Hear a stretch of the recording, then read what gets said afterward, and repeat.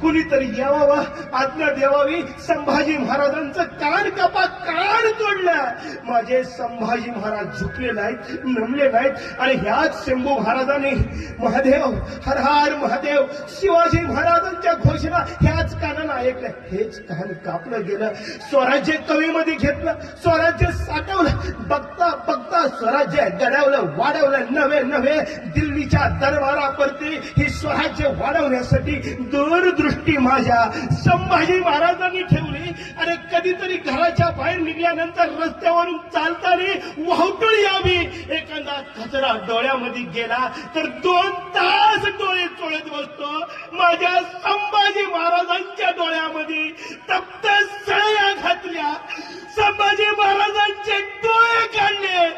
माझा संभाजी महाराज रडला नाही रे, माझा संभाजी महाराज झुकला नाही रे. औरंग्याला सांगत राहिला, औरंग्या तू माझे डोळे काढले, पण आज शिवाजी महाराजांचा ठेवाय. जगेल धर्मासाठी आणि मरेल धर्मासाठी. माझा संभाजी महाराज राहत राहिला रे. माझ्या शंभू महाराजांना आठवा, माझ्या शंभू महाराजांचा मास पाळा रे. तुमच्या समोर मी भीक मागतो, हात जोडून विनंती करतो. एक मास कुणीतरी चप्पल पाळा रे, कुणीतरी पांढरं वस्त्र पाळा रे.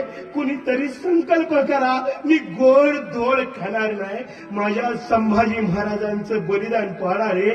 मी वाईमध्ये एक अमारी गावाचं गाव आहे, त्या गावामध्ये बाबा कीर्तनाला जातो. महाराज 1 महिना त्या घरामध्ये चूल पेटत नाही. 1 महिना शेजारची गावं तिथल्या लोकांना अन्न देऊन देतात. ते लोक सांगतात माझ्या स्वराज्याचा धनी संभाजी गेला.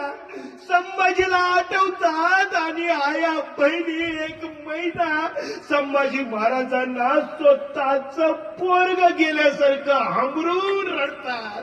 त्या गावामध्ये विशाल महाराज कुठला उत्सव होत नाही, कुणाचा कुठला सण होत नाही, कुणाचं लग्न होत नाही, कुणाचं बारसही होत नाही.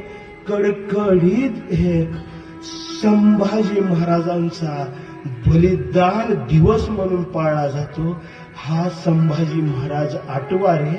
परत परत तुम्हाला हात जोडून विनंती करतो, जीवन जगत असताना त्याग करायला शिका.